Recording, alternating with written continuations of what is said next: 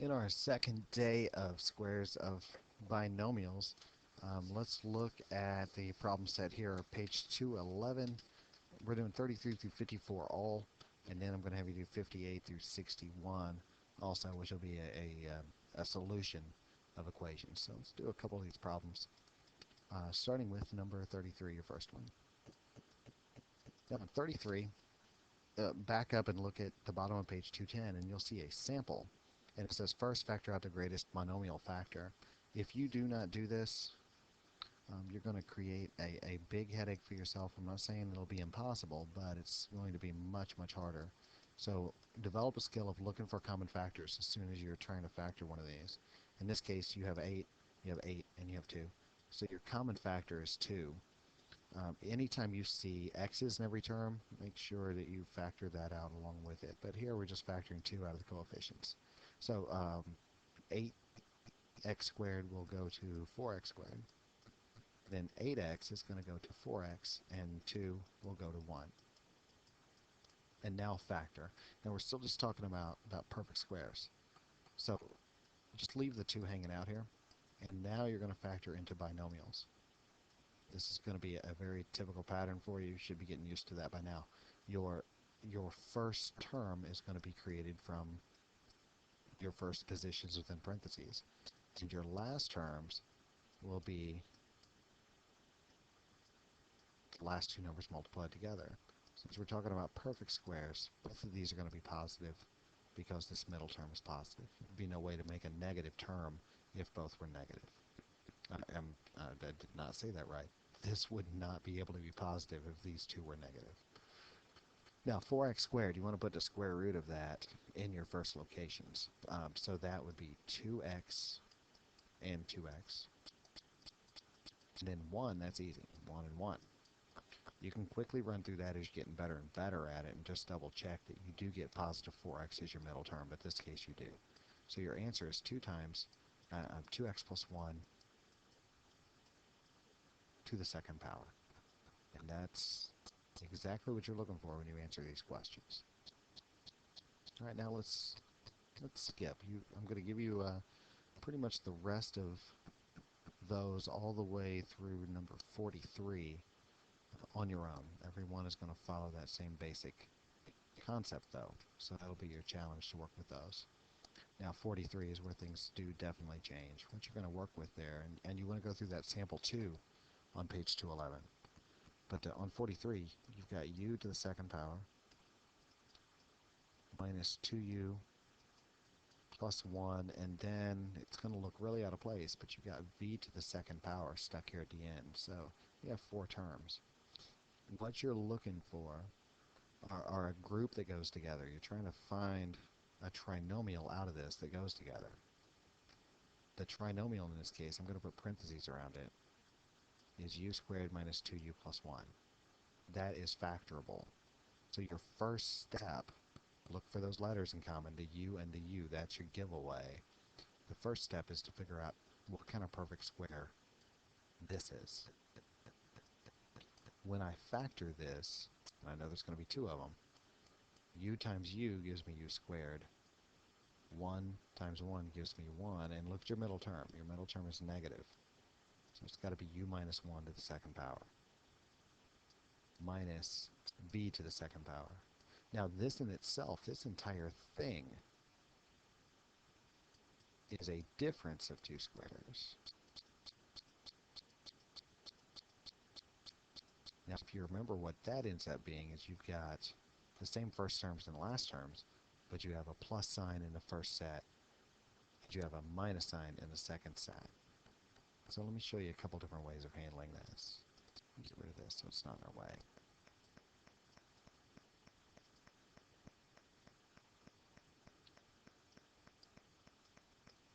Our general format is going to be the same. I'm going to give us a little more room here though. I'm going to make u minus 1 to the second power out of having u minus 1 leading off both of these sets of parentheses. So I'm going to internest my parentheses here, and that works fine. This tells me that this is a difference of 2 squares, so it'll be 1 is a plus and 1 is a minus. And then v squared is going to be v times v. Now I need to simplify this. Even though nothing really combines, I don't want all the parentheses in here. So let's make that u minus 1 plus v. And you don't need to change the order. You can, but I wouldn't recommend it. And then the second will be u minus 1 minus v. If the u minus 1 squared was behind that negative sign, you would need to distribute. But in this case, you don't need to since it came first. Now, if that does not make sense, if that just doesn't really click, let me show you a different way here, a different way of looking at it. And I'll let you decide how you want to do it. But when you're at the problem here, let's make that u minus 1 to the second power minus v squared. You have to know how to get to this part. If you can get to this part, you're okay. And what I'm going to do is I'm going to change something like I did in one of our previous assignments. I'm going to set just a variable at random t equal to u minus 1. I'm going to write this down so I can refer back to it in a minute. And I'm going to rewrite the problem. So at this point,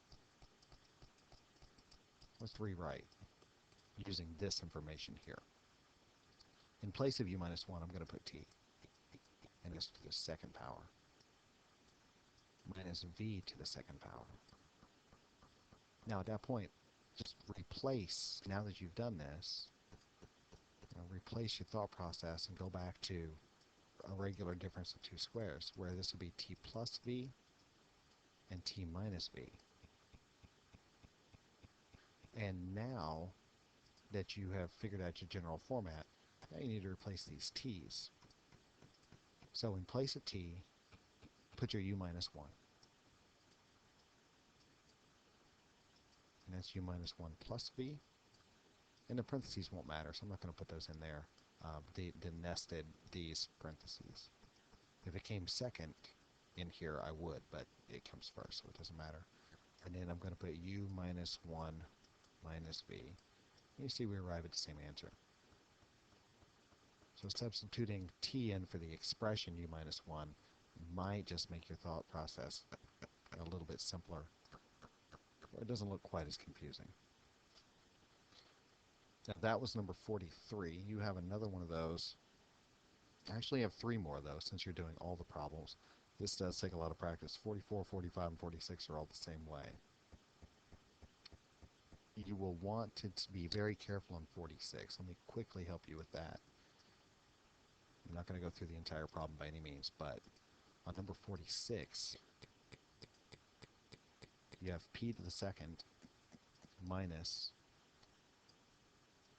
q squared minus 4q minus 4, and you need to split this up. Now here's where you have to be really careful. This is a negative right here. So if you insert parentheses, you have to remember what kind of effect you just had on that. You can't say that p squared minus each of these without parentheses is the same as that in parentheses, because as soon as you have a negative sign in front of parentheses, you instantly spark distribution of that negative sign. So instead of drawing into parentheses and leaving all the signs alone, what you're going to have to do is change all of your signs right here. So a negative q to the second power within parentheses becomes q to the second power positive. The negative 4q turns into a positive 4, and the negative 4 becomes positive 4. And then factor this part into q plus 2 to the second power. So that's as far as I'm going to go with that. I want to see how you can do. When you get to 47 through 54, you want to just handle the fact that that you have more variables there. Please don't let that confuse you. I'm just scanning over the problem, seeing if there's anything you might need help with. I'm curious to see how you're going to do with that. And let's jump down to your very last one you're going to be doing is number 61. And if you can do 61, you can do any of the ones that precede it. So I just have a couple of minutes left here. You have x plus 2 squared minus x minus 2 squared. And then on the other side of your equal sign, you have two more perfect squares to contend with.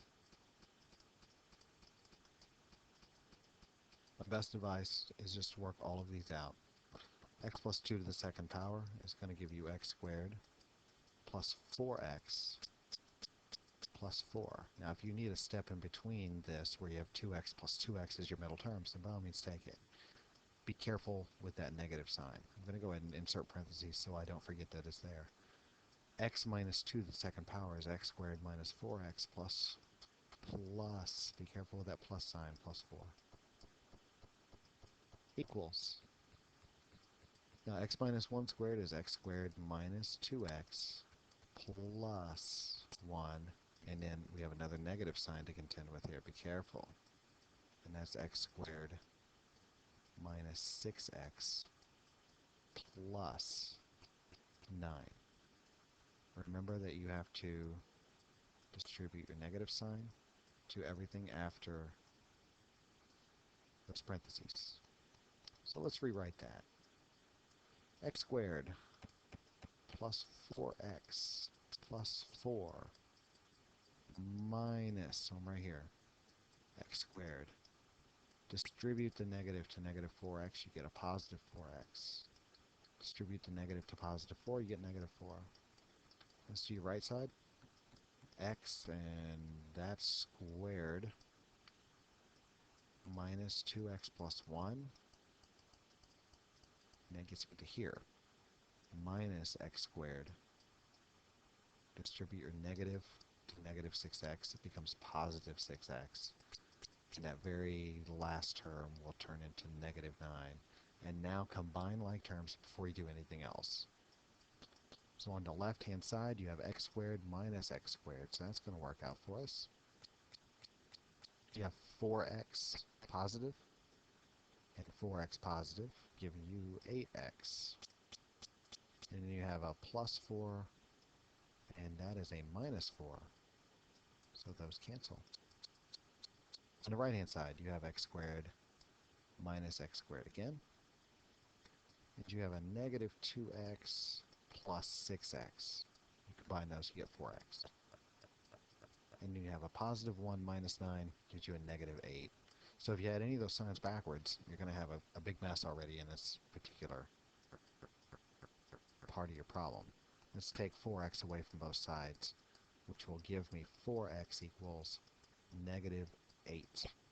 Divide both sides by 4, and you arrive at your answer of x equals negative 2. So it's all about watching your negative sign. That's going to be a hard one for you. It's all about getting the proper signs on that very last term when you're dealing with a perfect squared. And it's all about distributing negatives there. Beyond that, it boils down to a very simple equation, 8x equals 4x minus 8. It's just getting to that point is your challenge. So write carefully, use a ton of room. Don't try to squeeze this in. Use as much room as you need. All right, so you have 33 through 54 all, and 58, 59, 60, and 61. So good luck with that, and we will talk about any questions you might have when you get back to class on Monday.